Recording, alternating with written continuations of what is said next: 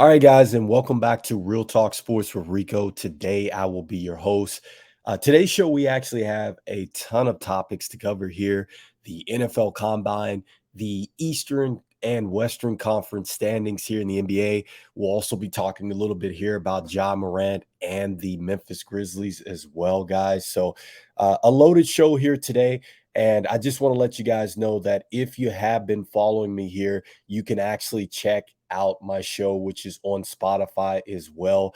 You can actually see that in the show notes below. We generally do upload a new show every Sunday here. I know we are on a bit of a delay here for the video podcast here. It was a bit under the weather, guys, but filling up to it here. So we're actually going to do a show today. If you're looking at this show right now, you're on my channel, which is Real Talk Sports with Rico here on YouTube. Definitely make sure you press like and subscribe below here, as you will be able to follow my content here and also see some of the shows that we have here coming up here. So without further ado, let's go ahead and jump into what I think is one of the hottest topics here in sports. And that is actually the NBA or the NFL Combine, excuse me, here. So I thought that this was interesting because we all know what the ramifications of are with the NFL Combine. Obviously, this is where teams are out there scouting prospects here, hopefully looking to change the course of their franchise here. But I wanted to bring this to the show here, courtesy, I think, of Rich Eisen. And Rich Eisen, if you're familiar with the NFL Network, he actually hosts the Combine, and he's actually on some of their NFL Network shows as well. And he has a podcast too. But he also brought something interesting out on his podcast, which are the 5 rumors that he actually heard at the NFL Combine, which I think are interesting. I wanted to bring it to the show, and I want to touch on each topic here. So let's go ahead and bring up the list of rumors here at the NFL Combine. So starting with number one, which is the Bears have already traded the number one pick. If you've watched my show or listened to the podcast here as of late, I thought that this is the best thing that the Bears could do is go ahead and trade the number one pick. I do not think it's going to be smart for the Chicago Bears to go out there and pick up a quarterback. I think by doing so, you're essentially saying that Justin Fields can't get it done. And I think that that's ridiculous. When you look at the supporting cast that Justin Fields has, it's not even close to what you would want to have around a franchise quarterback. And I'm willing to bet that if the Chicago Bears invest into the supporting cast, just like the Eagles invested in the supporting cast around Jalen Hurts, they are going to see a team that is much better. They're going to see a team that is going to be reckoned with for the next 5 to 10 seasons here once they put a supporting cast around Justin Fields. You go out there, you trade the pick for lots of picks. You go out there, you get you a couple receivers that he has to throw the ball to. Go out there and find a running back late in the draft here that can actually play all downs, for you. And then go out there and in the free agency or maybe in the draft, go out there and find an offensive lineman that can keep Justin Fields upright. The defense was not that bad. Obviously, there's a lot of defenders that you can actually go out there and get here in the NFL draft here. But I think that that's really where it starts here is you've got to go out there and you have to trade this pick here. So it doesn't surprise me and that it's already done. Generally, I think most times when trades are done, they have already been done before they actually release to the public. So, I think it's interesting to kind of bring to the show. Next up here, Philip Rivers wanted to be a backup for a playoff team. And when I look at that, I'm thinking of 2 different scenarios. The Miami Dolphins, one, all right. Number 2 was the San Francisco 49ers. The Miami Dolphins, I think, were a quarterback away from beating the Buffalo Bills in the playoffs. I think that if you brought Philip Rivers in even if he was coming off the street, he doesn't really know your playbook. He has Tyreek Hill and he has Jalen Waddle to throw to. I think you got a great chance of winning that game. I really do. And you got a good chance of really giving the next team a scare. Philip Rivers is a Pro Bowl quarterback. He has been to the AFC Championship game before. And I think that we saw that you do need to have quarterbacks on the roster in case injuries happen. The San Francisco 49ers might have given it to the Philadelphia Eagles if they had a quarterback that could actually have thrown the ball. They became one-dimensional, and obviously the Philadelphia Eagles, I think it was destined. It was their year. But certainly, I think if you put a healthy quarterback out there, that could have, potentially altered who made it to the Super Bowl. It's a possibility that Philadelphia would have got beaten there if Philip Rivers were out there. So I thought that was intriguing.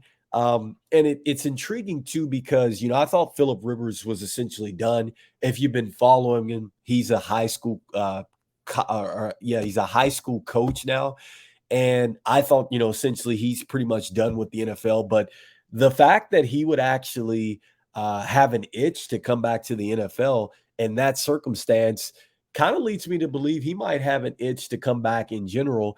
And there's a couple different teams where he could actually be a quarterback and maybe a bridge quarterback at that.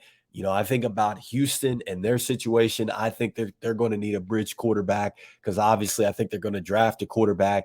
And then again, if it becomes late in the year, I think that absolutely if Philip Rivers were healthy and, he's ready to go, he might be a guy that you do at least have on the roster in an emergency situation if quarterbacks go down in games.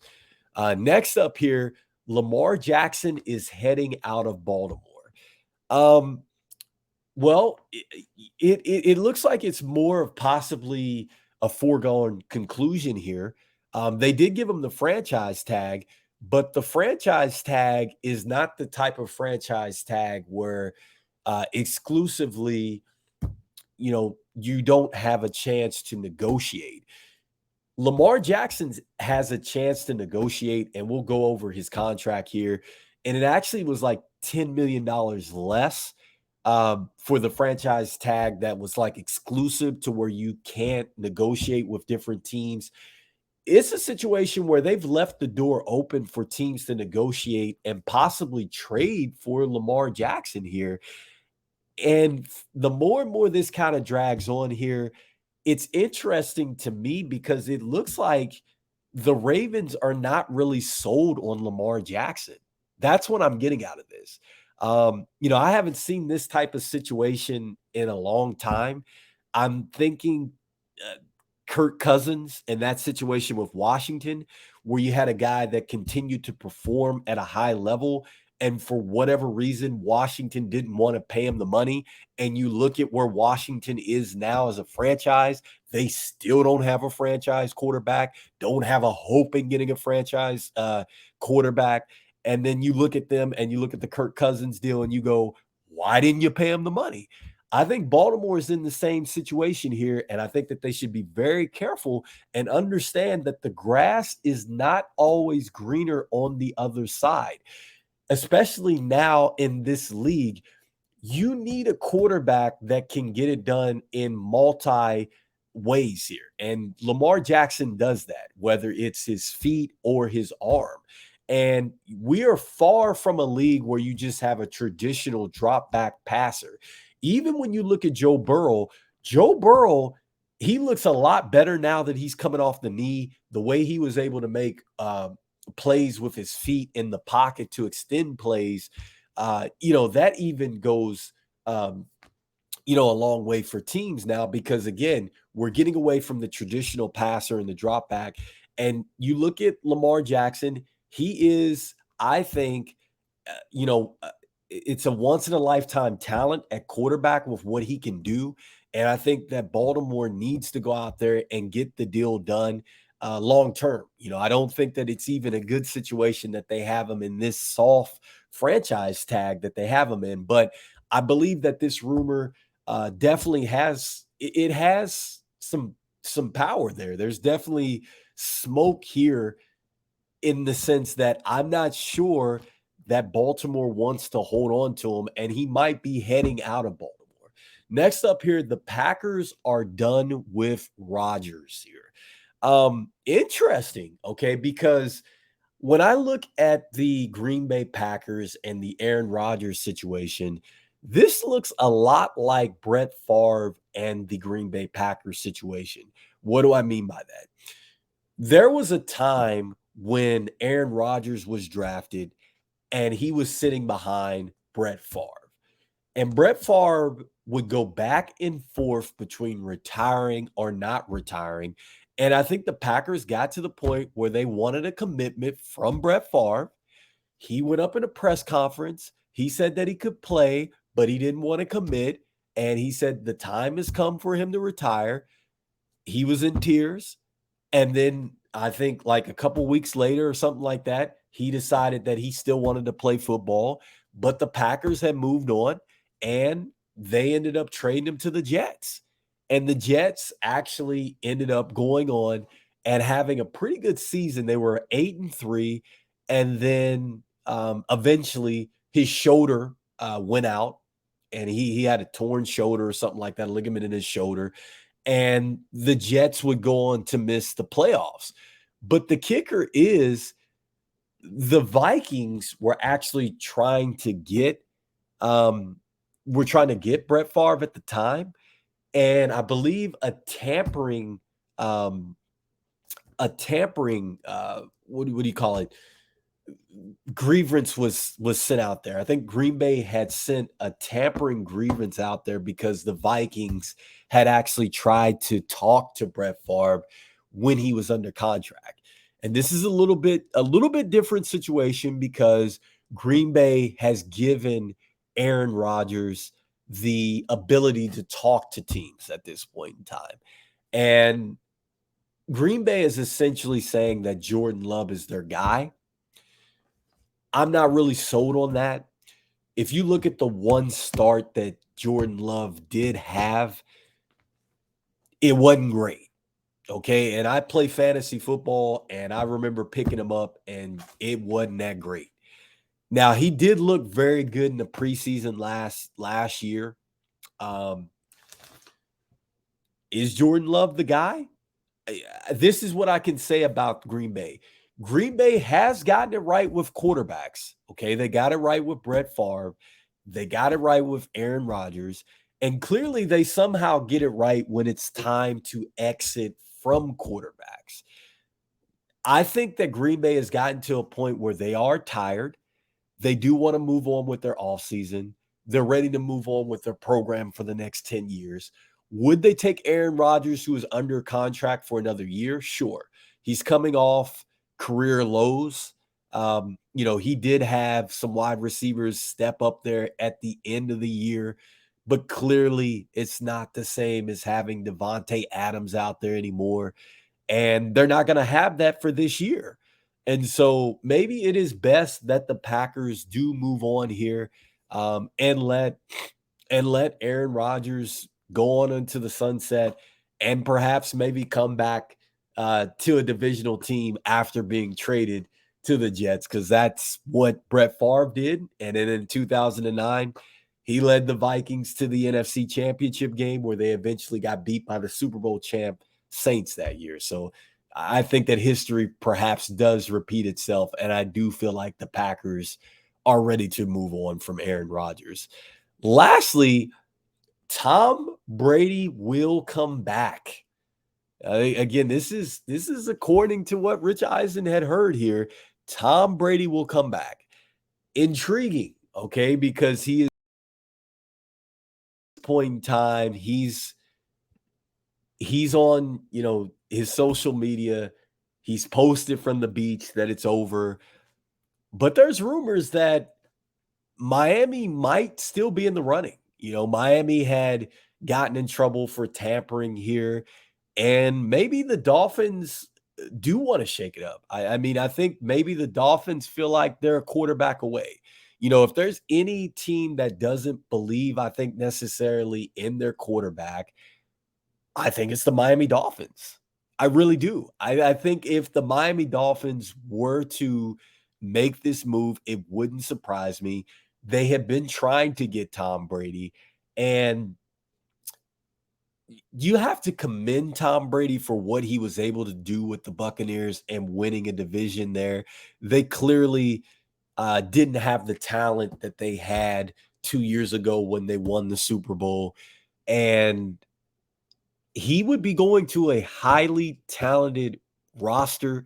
I'm sure Miami would let him do whatever he would want to do, uh, meaning that if he wanted to take time away for his family, as long as he could get it done on Sunday for him, I'm sure that they would go ahead and roll out the red carpet here. So, is it a possibility? A part of me wants to say no, but a large part of me wants to say that, yeah, I think the Miami Dolphins would be the team to actually bring him back here. So that kind of concludes what is going on from a rumor standpoint. The next thing about the NFL Combine is, what did we learn from the NFL Combine? And I think the one thing that we learned from the NFL Combine is that Bryce Young is short. And, what are we going to do here? Okay. So I had to go ahead and do some research here, guys, and look this one up here and see what is the big commotion about here. And there's only 8 QBs under 6'3" that have been selected in the top 10 in the last 20 years. So I'm going to quickly kind of go over the list here. We have Teddy Bridgewater in 2014, 6'2". Johnny Manziel, 2014, he was 5'11". You have Jake Locker, 2011, he's 6'2". Christian Ponder, 2011, 6'2". Matthew Stafford, 6'2". Aaron Rodgers, 6'1". JP Losman, Buffalo, 6'2". Rex Grossman, 2003, 6'1". You have David Carr, Houston, he was 6 foot. Donovan McNabb, Philadelphia Eagles, 6'2". Akili Smith, 1999, 6'2". Cade McNown, 1999, 6'1". You have Robert Griffin III. He obviously was the 8th overall selection. And this list that I'm looking at is not counting Kyler Murray, who is 5'11", drafted by the Arizona Cardinals. And so I don't know what it is and why this happens, but for whatever reason, most quarterbacks that are small generally have a real issue in the NFL. And it's not the fact that they can't get the football down the field. I think the pressing issue about Bryce Young is, will he physically be able to stay healthy at the next level? Tua hasn't been able to stay healthy. And if you look at the vast majority of these quarterbacks here on this list, like starting with like Teddy Bridgewater hasn't been healthy. Johnny Manziel, he wasn't healthy. RG3 got hurt in the league. Jake Locker never really came to form. JP Lossman never really came to form. Mark Sanchez, he made it to a couple AFC championship games, did face some injuries there. Kyler Murray, he's gotten 2 contracts in the NFL, but he's been hurt. Not counting 2, what am I thinking about 2 of quarterbacks who have actually made it that have been under the 6'3". Drew Brees, he's got a Super Bowl ring. He's up there amongst the all-time greats in passers. Doug Flutie, a guy I love. He was the NFL Comeback Player of the Year in 1998. Won a lot of championships at the Canadian Football League level. Russell Wilson, another guy, Super Bowl champion. He's now starting to get injured a lot, right? So, yeah, I mean, it's really tough, man, being a quarterback of that stature.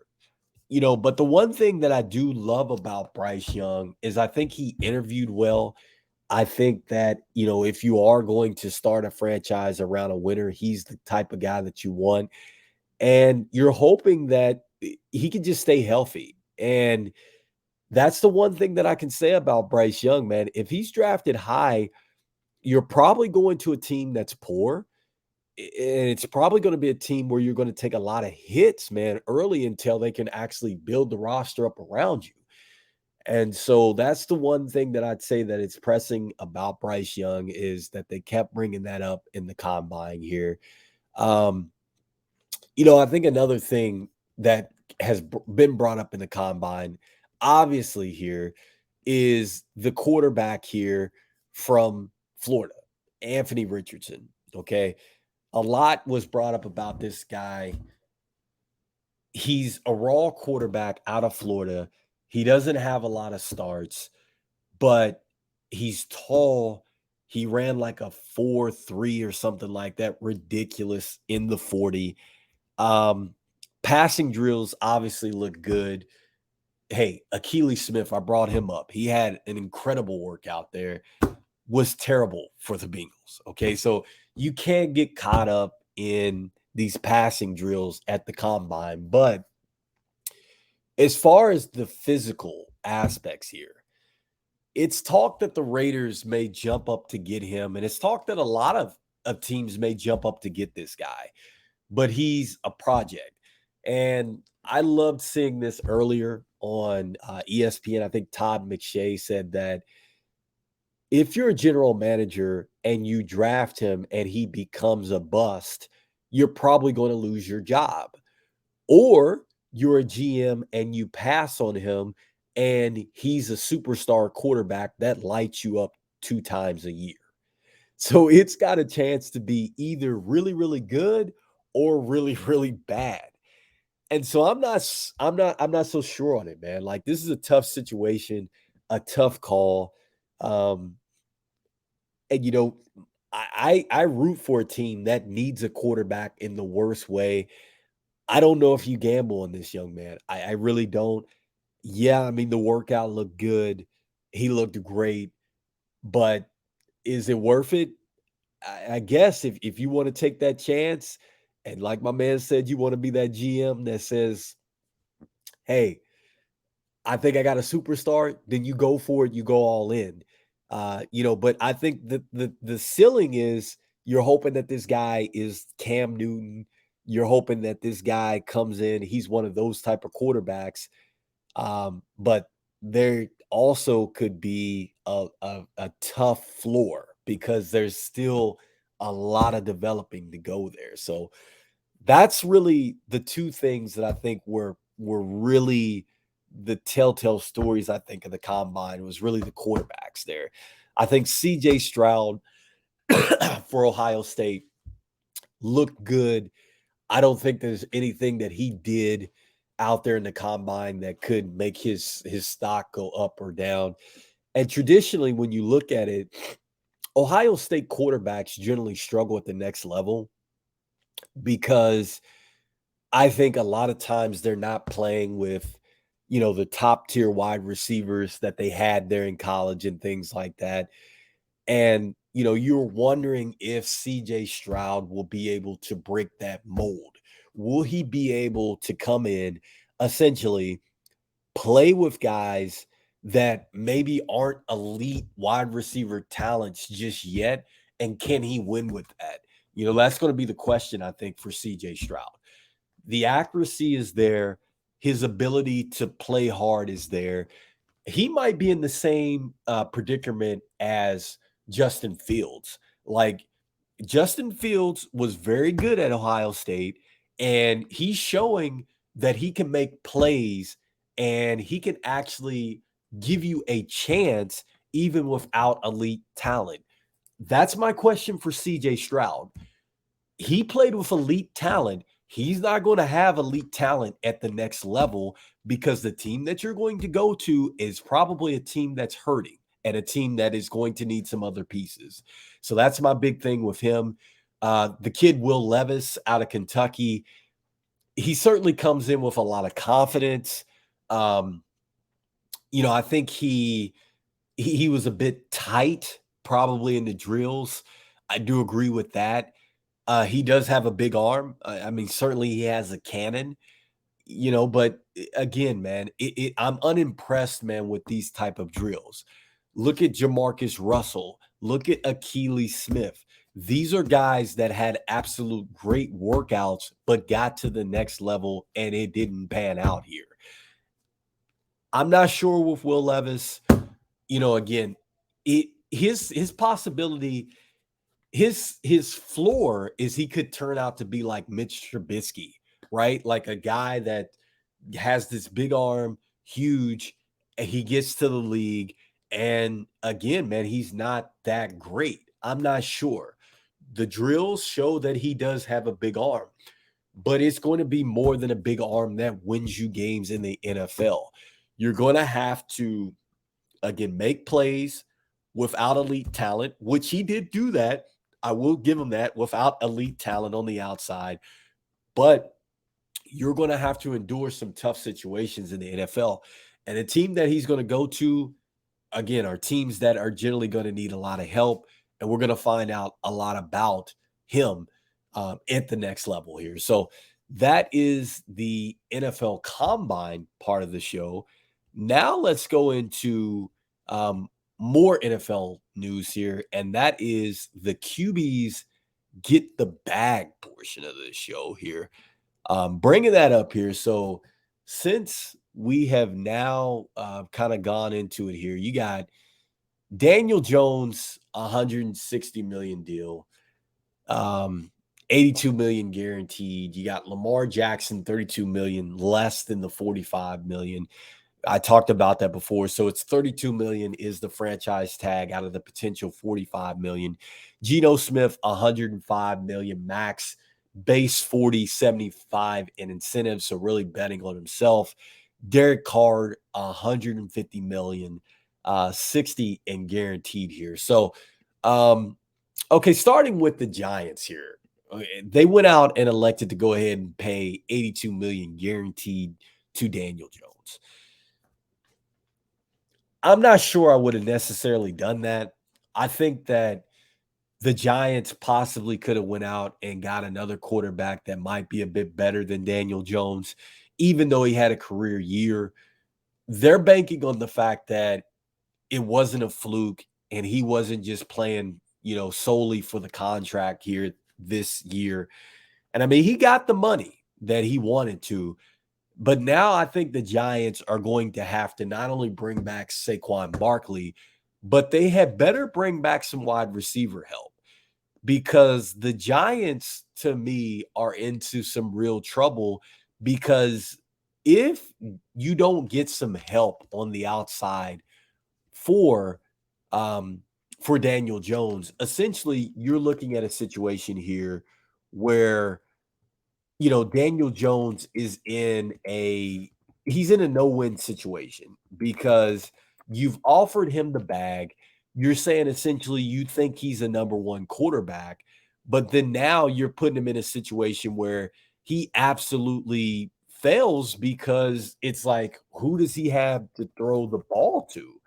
When you look at the depth chart, you look at the roster, it's like, who does he have to throw the ball to? So I think that that's fine if you believe that much in Daniel Jones. I personally am not that much of a Daniel Jones fan. Um, he proved at times that he was a dual threat, but throughout his time, he's been injury prone. Throughout the time, he's been very inconsistent. And to me, he's had only one good year in which you say, okay, it's a possibility here that this guy might be okay. But until they actually go out here and they find a legit wide receiver one, that's going to be a tough situation here. And keep in mind that they still have to figure out what they're going to do with Saquon Barkley, who they have gone out and franchise tagged here. Next up here, Lamar Jackson. We talked about it a little bit here in our rumors, and they're giving him 32 million, which is obviously less than the 45 million that they could have given him. I've already talked about it before. Baltimore has to be very careful and understand that you're not necessarily going to get any better by going out there and getting another quarterback. And so just be careful and treading water there. I think that Lamar Jackson has earned the money. I think that you need to go out there and you need to pay the money to him. And much like Daniel Jones, you need to go out there and get a number one wide receiver. You have yet to put a number one wide receiver out there for Lamar Jackson. So if the franchise is really in question as to what Lamar Jackson can do, with throwing the football down the field, go out there and find him a legit number one other than Mark Andrews, who clearly looks like he's starting to slow down at the tight end position. Next up, Geno Smith, 105 million, 40 base, 75 in incentives. I like Geno Smith. I think that, he ultimately was the NFL player of the year, comeback player of the year. At 32, I think that he can win a lot of games here. He clearly showed that, he shows you why he was a lottery pick for the Jets. For whatever reason, it just didn't materialize then. And he's been in a lot of backup situations and a lot of situations where he hadn't played football. And he's betting on himself a lot with these incentive deals here. And I'm sure the Seahawks are very happy with the fact that they're like, hey, you go out there and you earn it, we'll go ahead and pay you. And Seattle's in a good situation here. I like the fact that they have Kenneth Walker, the third playing running back. I think that when you look at Seattle traditionally, when they were making their Super Bowl runs, they had a good running back. They had great wide receivers, which they have now. But more importantly, they have good defense. When you look at Seattle, Seattle was actually top. They were number one in the league, I think, by week 8 or week 10 with causing turnovers or interceptions in the league. So I'm not saying that they're going to get back to the Legion of Boom, but they're certainly trending in the right way. And I think what they're showing you here is that, yes, as good as Russell Wilson was in Seattle, perhaps it is the system that Pete Carroll has put in place here, which is really what it's all about. And they're banking on the fact that they can take Geno Smith and they feel like that they can make this thing happen here. And I think it's quite possible that he overperforms here. I think it's possible that Seattle does still go out and get a quarterback here that they can groom for the future. But more importantly, I think that they have gone out and secured a good quarterback for their immediate present here that gives them a chance to win. I know it's tough because it's an incentive-based deal, but I do think that Geno Smith can possibly go ahead and rack up the incentives. He did rack up all the incentives last season. Derek Carr, 150 mil, 60 guaranteed, and he signs with the Saints here. Okay, so when you look at Carr, Carr has been in the top half of the league as a quarterback here. My issue with this deal is that you're saying that essentially Alvin Kamara is going to be able to produce the way he's been able to produce in years past. You're basically saying that Chris Olave is going to take another step, who I think was phenomenal in his rookie season. And then you're banking on the fact that you're either going to get Michael Thompson back or you're trading Michael Thompson away. All right. And then you also still have Tyson Hill here. I think a lot of Derek Carr's success is going to come down to who he has around him. And, that's the key, because it looks like Alvin Kamara is going to be set to miss some time and due to a suspension from the NFL. When you go back and look at the situation where he got arrested at the Pro Bowl, obviously in an assault trial or whatever that looks like, it clearly looks like that Alvin Kamara is going to miss some time. If Alvin Kamara misses time, that is the vast majority of the offense. On top of that, you're looking at Michael Thompson, and Michael Thompson hasn't really played in almost I mean, he's only played a couple snaps or really a couple games in so many years. Like, he is far removed from that guy that has 100 receptions in a game. You know what I mean? Like, I'm not sure Michael Thompson is still the same player. And so this is going to be tough for Derek Carr. Obviously, he got the bag, but the Saints might be in a tough situation. If this were about a year ago or 2 years ago, I would say that this is a great move for the Saints. But based off the window and what the Saints face as far as roster situations and things like that, it's really tough for me to justify them paying this much money for Derek Carr. I don't think that this is a good situation for him. I think he should have gone for a situation where it's more of a win situation now. And I get it. He's trying to start and everything else, but I'm not sure that this is going to be the right fit for him. Although I do wish him a whole bunch of luck there. Next up here, guys, let's go into the NBA as we shift gears and let's look at the NBA and its playoff pushes here. And let's start here with the Eastern Conference. The Milwaukee Bucks lead the Eastern Conference now with Boston Hair dropping a couple games. They're now second. Philadelphia is still surging. You have Cleveland. You have the New York Knicks here who have been on an absolute tear, 9-1 as of late here. Brooklyn making it happen here. I said that Brooklyn had got the better half of the deal with the Kevin Durant situation. You have Miami, Atlanta, Toronto, and Washington in that play-in situation here. And so, Milwaukee is really rounding into form here. I talked about the fact that they have Jay Crowder over there.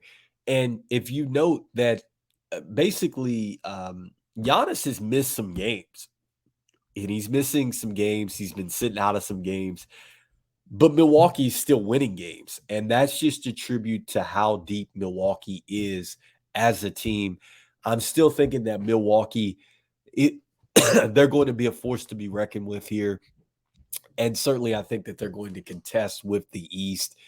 Boston, they've slid down the last couple games here, but make no mistake about it here, they're just as good as the NBA Finals team that they had a year ago.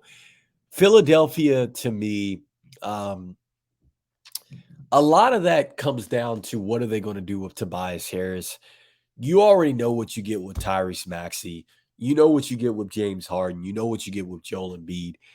What are you going to get from Tobias Harris when it counts? And also, too, are you going to get the James Harden that you need in a playoff series? Right now, James Harden has not shown up and been that guy in the playoffs here. So I'm not really sold on Philadelphia there. Cleveland is a team that I think that they're going to be a hell of a series for anybody that has to play them. Donovan Mitchell has looked terrific in year one over there. Darius Garland has looked like a perfect fit with Mitchell over there. Jared Allen, one of my favorite big men over there. You have Jarris Levert over there as well. It's one of those situations where Cleveland is going to be exciting. They're obviously a lot more experienced. They're not in a play-in situation here. And not to disregard Evan Mobley, which is another one of my favorite players too. But do I really see Cleveland, New York going anywhere? No, I see those two teams being very exciting. They're teams that are going to be tough outs for anybody here, but I think it's going to be tough for them. I think that they're still, maybe a piece or two away here, even though I love both of them, especially New York. I love the deal where they went out and they got Josh Hart over to add it with Brunson. I've always said that if you want to change your culture, you need to go out and get a winning culture. And that's what the Knicks have done by going out and getting Josh Hart, who was at Villanova, was a roommate of Jalen Brunson. They won a national title together. You have winners over there. RJ Barrett, those guys have won at a high level. Julius Randle played for Kentucky. A lot of things are going in New York's favor as far as winners over there. Brooklyn, they're still getting acclimated to what they have. Obviously, you look at Mikal Bridges, who I think we will talk about him as an MVP candidate going forward next year. Cam Johnson starting to show why he was for sure a valuable piece in that trade there. You have Cam Thomas there. And Brooklyn is able to score in abundance. You have DeWitt over there. And they've gotten better defensively, but I still think that they're a couple pieces away. I think the one thing that they're going to have trouble with is the interior defense there. I think that they still need to go out and get a big or two to kind of shore up that roster. Miami has really underperformed here. You look at the fact that they got Kevin Love over there, that hasn't really moved the needle any. And how about the fact that they traded for Kyle Lowry? He's done nothing really for them. He's been injured here, and that's been a tough situation. Atlanta's been surging with Quinn Snyder coming over. You know, he was formerly the Utah Jazz's coach. He's actually won in every situation here. DeJounte Murray and Trae Young, exciting backcourt here. But the problem with them is that as good as Trae Young is in the bottom 5 as far as defenders in the league. And that's tough, man, because you got to have him on the court, but he's also a liability on the defensive end. And because of that, Atlanta doesn't have necessarily a good team around him that can really hide that. And that kind of brings to the point that you have to do more than just score in this league to win at this league. Toronto and Washington. Toronto has always been tough. Toronto really hasn't addressed going out and getting a legit number one since Kawhi Leonard left. And I think it's time for them to actually go on and move on from Pascal Siakam. You know, they've thought that Pascal Siakam was going to be the number one guy. He clearly hasn't been that guy. Freddie VanVleet, I think, has been pretty good.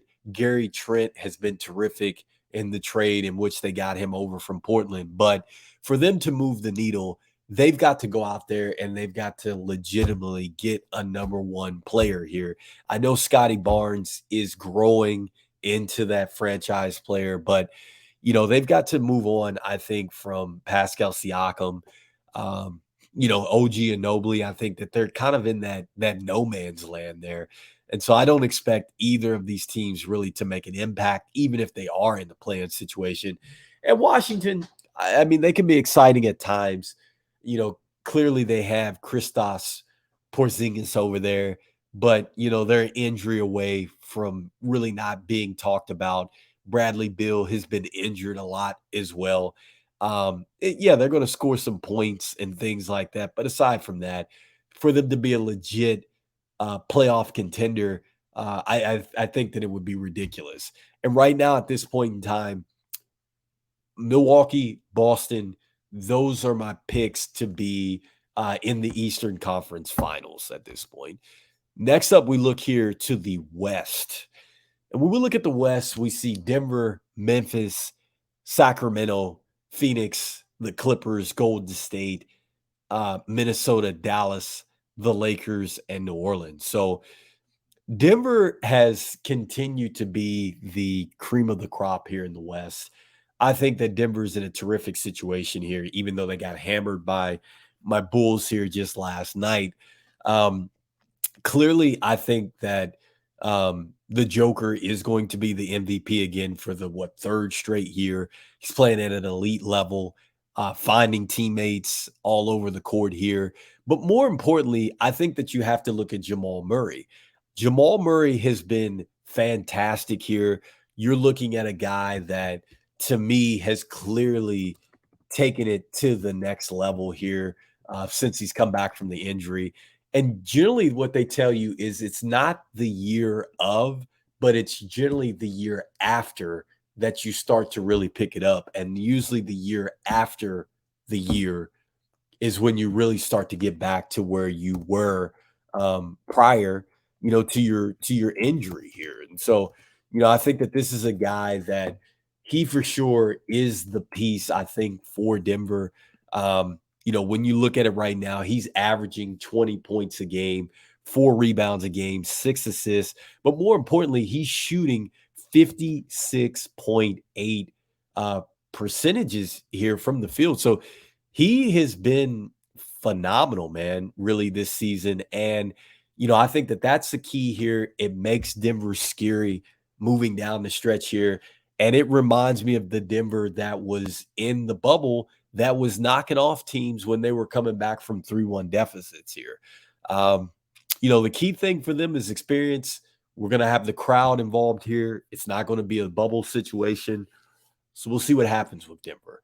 Denver is the number 1 seed here, but it's tough for me to bet on them based off the experience that's kind of going after them. So we'll talk about that. Memphis is in trouble. Currently, they're sitting at 2, and we'll talk about the Ja Morant situation. Ja Morant is currently out. Okay. You have Steven Adams, who has announced that he is currently out for the rest of the year with a knee injury. You have Brandon Clark, who is out with an Achilles rupture. Okay, so he's out. And, essentially they've lost their entire front court. They've lost their entire front court, and they have a huge cloud around them with Ja Morant. And Dylan Brooks is already served a suspension for having the most technicals in the league.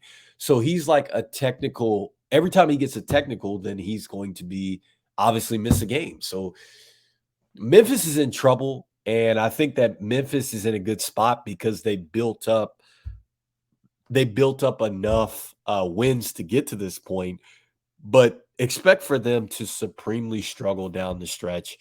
I don't know if they stay 2, especially with Sacramento, who is behind them, who is surging. I think that you look at Mike Brown, he might be the coach of the year. Phoenix, I said it last show, they were an injury away. As we're recording this, Kevin Durant got hurt yesterday in pre-games, and now they're saying that he's probably out maybe to the first round of the playoffs. Phoenix is another team that I think is in trouble. I think if you're looking at Phoenix and you're betting on Phoenix being a factor, there's no way that Devin Booker and Kevin Durant are going to average 35 points in back-to-back-to-back series. There's no NBA team out there that is going to let these guys go off for 35 points every game. That's just not going to happen. In the regular season, that's one thing, okay? And there's new energy there. But now what you're looking at here with Kevin Durant, and I had already said this before, that I think that, to me, Phoenix had given up a lot to get Kevin Durant over there, and I think that they were going to pay for it because now you're banking on having a guy healthy. Over the last 3 seasons, Kevin Durant had 35 games played, and that was in 2021 season here. He had 55 games played the next year, and now in this year, he has 42 games played. His games played have gone down significantly each year, and he's an older player now. And yes, his points have gone up, but keep in mind, Phoenix has given away a lot of their defenders. They've given away a lot of their depth, and they've really sold their team saying that we can outscore you. Doesn't happen like that in the playoffs. And also, too, teams are going to put a lot of pressure on Kevin Durant and Devin Booker to defend as well. Are they elite defenders? Not necessarily, especially now at this age for Kevin Durant and this point in his career. You're putting a lot of strain on him. You're saying that you want him to play elite minutes and you want him to score at an elite level and carry you there and then defend basically as a big. Phoenix is in some real trouble. Trust me on this. The Clippers have looked inconsistent and at times terrible. Was just texting with a friend here the other day, and they essentially were going to let Memphis come into their building and punk them until they actually woke up in the fourth quarter and took over. They have really been teetering in the wrong direction here as of late until they won this game against Memphis here. Now they're in a situation where they won a couple here, including last night's game against the Raptors. And now they're what, 1, 2, 3, 4, 5 in the East here, passing Golden State, who has slid as of late. The Clippers have been inconsistent. They're not a team that really scares me so much, even though Russell Westbrook has played probably his best basketball in his career in his last, 5 seasons now that he's in a system that really fits him. They're scary on paper, but they're not scary because they're inconsistent. You're not sure which Clippers team will show up. I'm not sure that they're going to make it to the Eastern Conference Finals. Wouldn't surprise me if they are a round 2 out. Golden State, circle Golden State. I still believe in Golden State. Why do I still believe in Golden State? Out of all these teams here, Golden State has dominated the West, and they've really dominated the NBA. You say to yourself, Golden State has the worst road record. Facts. But check this out. When you're playing an NBA series, if you can win at home, that means you can win a couple games there. You only have to win one game on the opposing team's home court. If you can win that one game and force the game back to your home court, where Golden State has been good, they're probably going to win a series. Not only that, you expect that Golden State and their experience is going to come into play.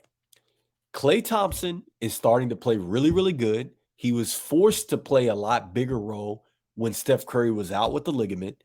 Steph Curry looks like he hasn't missed a beat.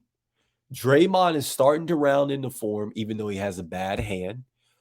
I think that they're possibly going to get Gary Payton back, maybe. They're starting to warm up Andre Iguodala here. You know what you get with Looney. Jordan Poole has been that guy. At some point, they're going to get Andrew Wiggins back, even though he's been up and down and he's away from the team from personal issues. So reinforcements are coming for Golden State. And this is a newsflash, guys.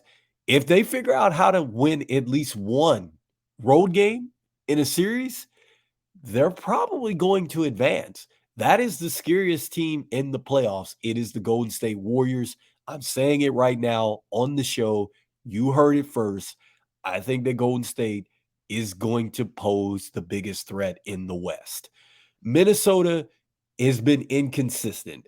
They're up and down. You don't know which team that you're going to get.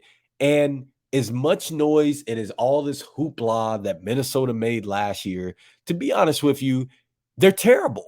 They're really terrible. They can be a team, they have you up by 20. You literally go to the refrigerator to get some snacks from the refrigerator, and you come back, and then they're suddenly down by 3. I mean, that's just the way Minnesota has been. And I think that Minnesota has definitely put themselves in even more of a bind by going out, getting Rudy Gobert, and then trading away D'Angelo Russell. They're now basically trading away a little bit of their dynamics here. It's solely onto Anthony Edwards' shoulders. And yes, Anthony Edwards is good, but the maturity level of the Timberwolves is terrible. And I don't expect the Minnesota to go anywhere. They are an exciting team, but it's just awful. And Carl Anthony Towns hasn't even really played. He's been injured. So really, who knows what Minnesota has, but from a maturity standpoint, they're not ready. Dallas, I told you before, they're going to be exciting. They're going to go ahead and sell a lot of tickets, You're going to want to go to the arena, but guess what? They play the worst defense in all the NBA. I'm serious. The worst defense. If you looked at yesterday's game against the Pelicans, basically people from 24-hour and LA Fitness could have scored on the Dallas Mavericks. That's how terrible the defense is. Terrible rotations. They're terrible in their size. You have Luka out there arguing with the refs all the time. And guess what? I said that they were an injury away, and Luka is hurt. He has a strain in his thigh. Strains are not something that just happen to heal within a day, and he clearly had to leave. So now you're banking on Kyrie Irving and the rest of the guys who they are undersized as it is already. Dallas could essentially slip all the way out of the playoffs or at least be just in a play-in situation. And here's a news flash for them. I'm pretty sure that they are going to lose Kyrie Irving in the offseason. I think that Kyrie Irving leaves and essentially Dallas is back to where they are, and they've lost a lot of depth here. This was a tough situation. I know the season's not over, but Dallas is in trouble. The Lakers and the Pelicans. The Lakers are in a situation where, by the graces, they're still in this thing. Okay. Now, the question is, how much good basketball do they have with Anthony Davis? Anthony Davis to me is always the key. We knew that. Okay. And the question is, how good and how long can Anthony Davis stay on the court? If Anthony Davis is healthy, then you're looking at a team that they have a chance. They do have a chance. Do they have a chance to win a series without LeBron James? That's shaky. That's really questionable. Now, the one thing that I can say about the Lakers here is that the Lakers have done a great job with the roster. Let's say LeBron James does not return. Okay.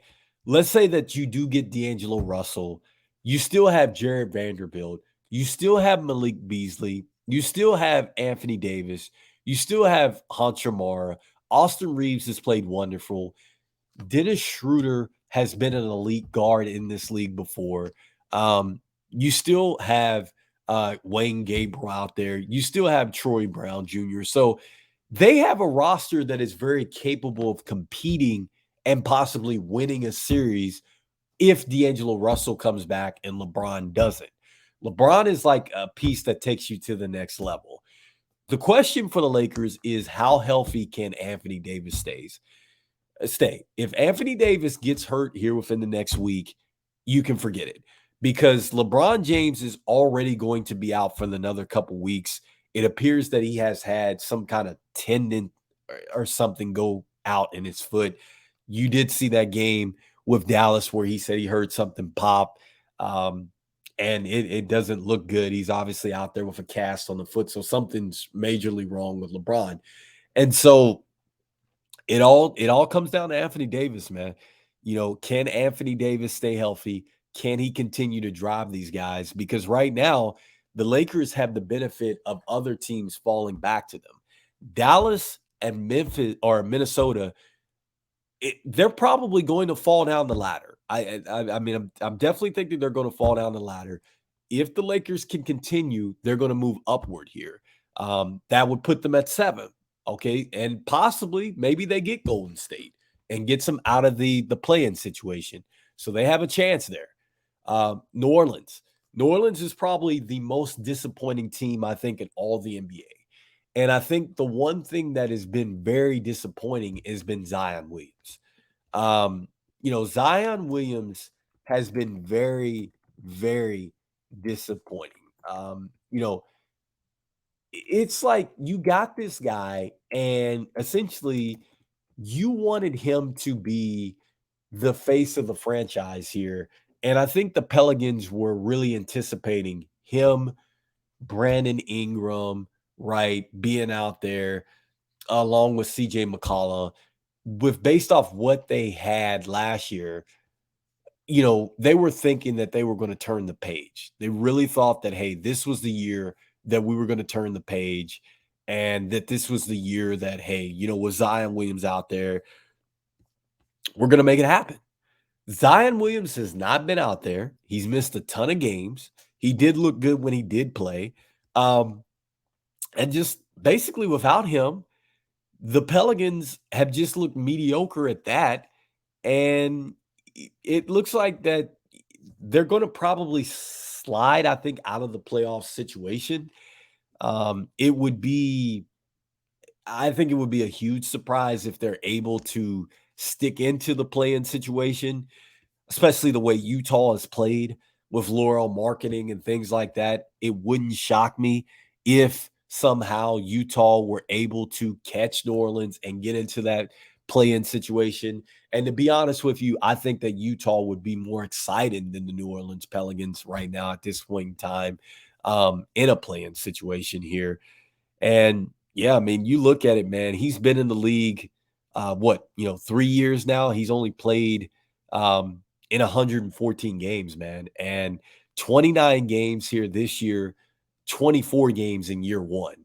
Really scary, man. Really, really scary with Zion Williams, man. And Zion Williams, man, just got extended, man. And he's in year one of a 5-year contract. And I'm saying to myself, like, dude, if he doesn't play basketball next year, the Pelicans have got to do something. They really have got to do something. I know that they got a lot of picks and essentially they got a lot of pieces for their franchise and they're winning because of that. But the Zion Williams and the AD situation, they basically have turned into the same player. And I'm gonna be honest with you, Zion Williams is younger than AD, and the Lakers are getting more production and they're getting more on-court appearances from Anthony Davis than Zion Williams. And that's saying a lot. With Zion Williams being the younger player who has just been coming out of college, he's supposed to be the face of the league at some point. He's in a lot of commercials, but he ain't playing a lot of basketball. Tough for the Pelicans, man. So with that being said, we move on to, I think, our real talk portion of the show, and that is the Ja Morant situation here and the Memphis Grizzlies here. And so what I want to say here is that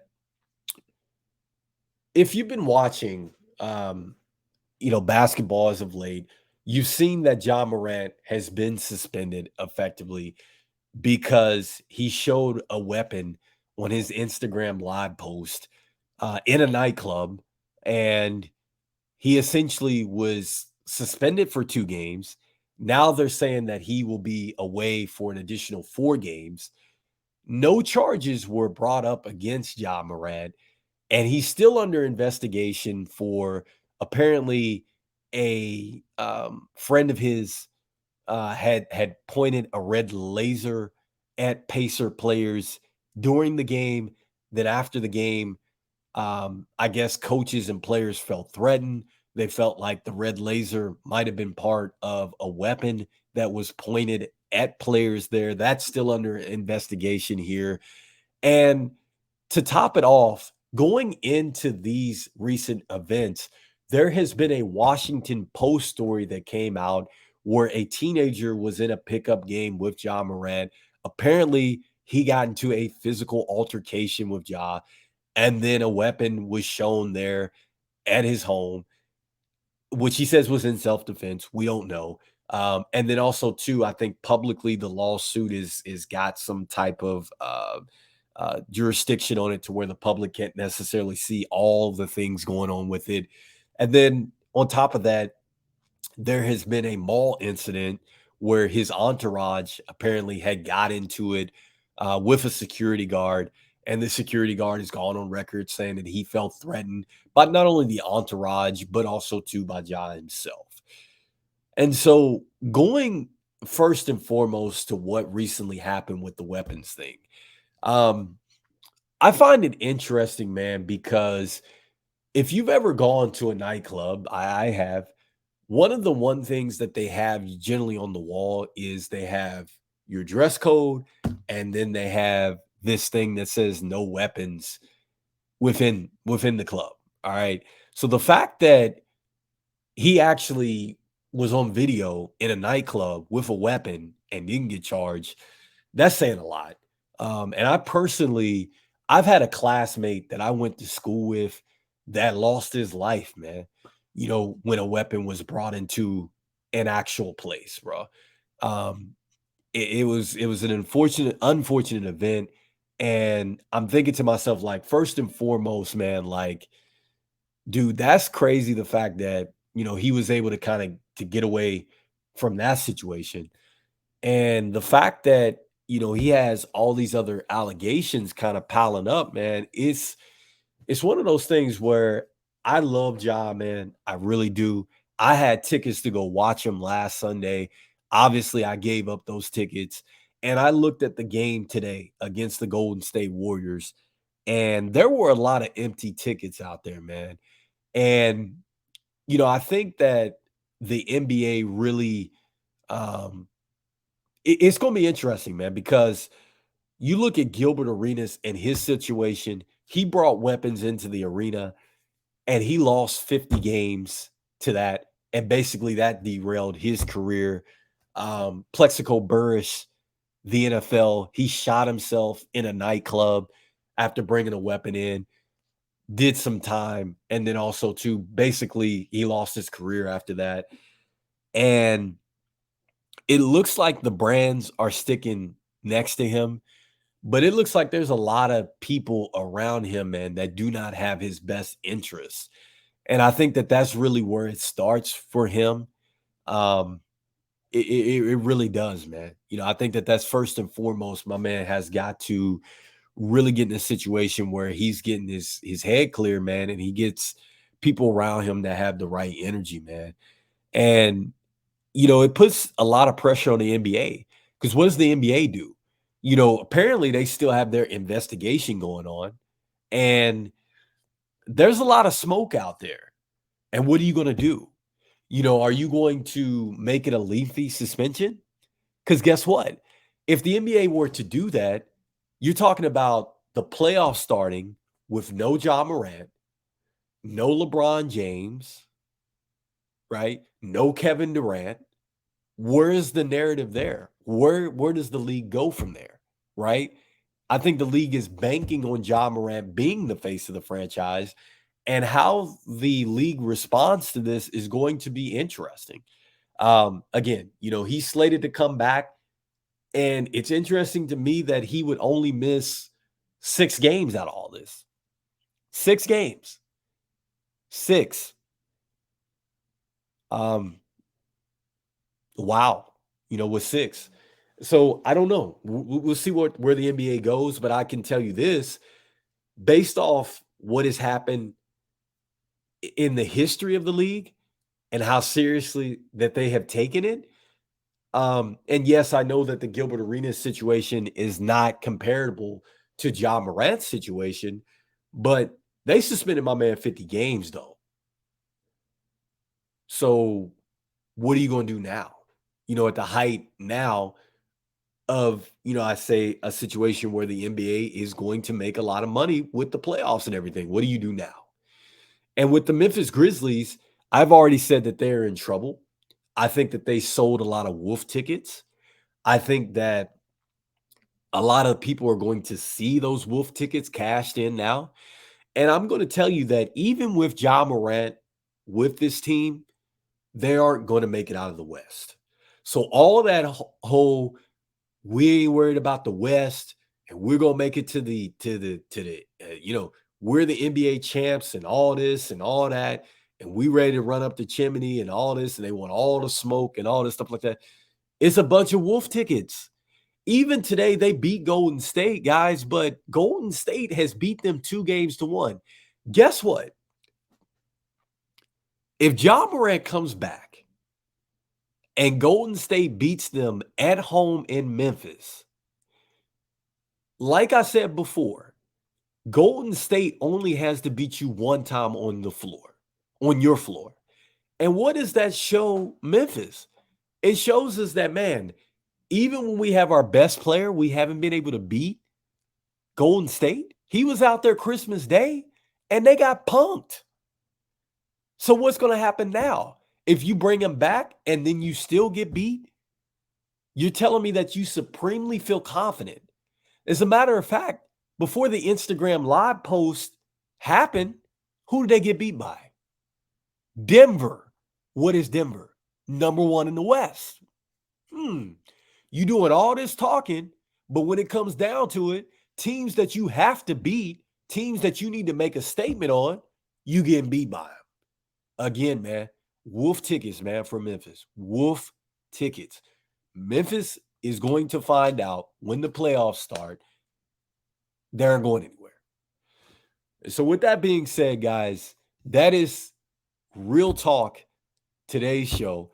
And so I just want to thank everybody out there that has actually listened to the podcast here on Spotify. Make sure you go out and check our show out here. Again, as you can find us on Spotify, Anchor is now currently Spotify podcast. So we are on Spotify there every Sunday. We're uploading a show. If you are looking at the show right now, make sure that you press like and subscribe below, as that right there is how we get support here for the channel at Real Talk Sports with Rico. Everything that you are seeing here at the top left with the link for Spotify will be in the show notes below. This is episode 3, guys. I love giving you guys the visual podcast. Keep in mind that I will have guests coming to the show here. The show will get even better as we move along here. Make sure you continue to follow us on Spotify and YouTube, guys. That is today's show. Until the next one, Real Talk Sports with Rico. We'll see you on the next one. Peace.